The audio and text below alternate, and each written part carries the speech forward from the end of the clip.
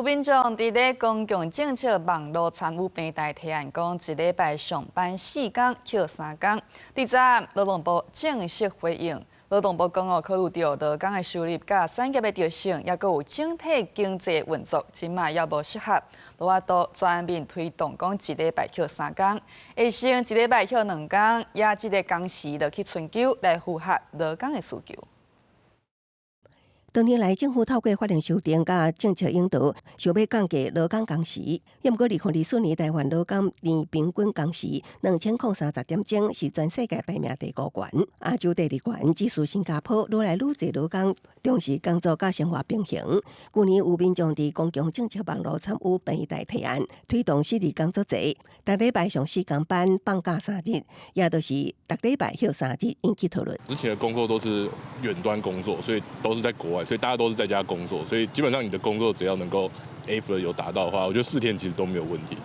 我觉得不太可能，你现在劳工都请不到啊。一礼拜休3日提案，去年10月成案，劳动部以社区站面相看，定延到今年2月初7进前回应。2月初6，劳动部正式回应，爱考量劳工收入、产业特性、服务模式、人力调度甲整体经济运作，建议现阶段爱先落实一礼拜休2日，推动劳雇双方协商实施，会当符合劳工需求的工作全球化措施。高雄科大法律系副教授刘敏清认为，工时设计本质上偏向雇主，就算法律订定上低标准，劳资实力无对等，无一定会当落实。那工作量无减少，可能上班4日拢在加班。